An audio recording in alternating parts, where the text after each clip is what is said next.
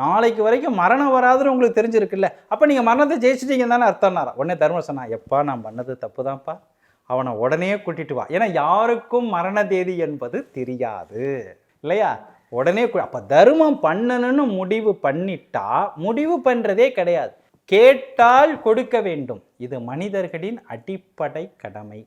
அதனால தான் ஐயா என்ன பண்ணா, தர்மசாலையை துவங்குறதா உடனே துவங்கு, உடனே சாப்பாடு போடு. மே மாதம் துவங்குகிறார்.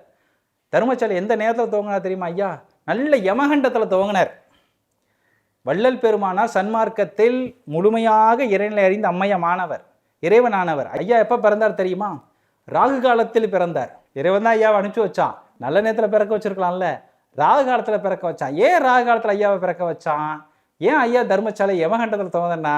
ராகு காலமும் கிடையாது, யமகண்டமும் கிடையாது, போங்கடாங்கிறார் ஐயா. அப்படியெல்லாம் ஒன்றும் கிடையாது. இறைவனை நினைப்பதற்கு நாளும் கிடையாது, நேரமும் கிடையாது, ஒன்றுமே கிடையாது.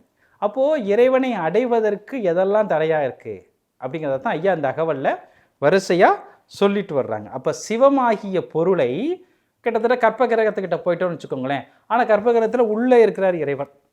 நம்மளை என்ன பண்ணுறாரு? பூசாரி வாசல்லையே நிப்பாட்டி வச்சுட்ருக்கார். கோயிலுக்கெல்லாம் உள்ளே வந்துட்டப்பா, நிப்பா, நில்லு, இங்கே நில்லு அப்படின்னு எது நிறுத்துகிறது என்று சொன்னால் கற்ப கிரகத்தில் இருக்கக்கூடிய கடவுள் தான் நிறுத்துகிறார்.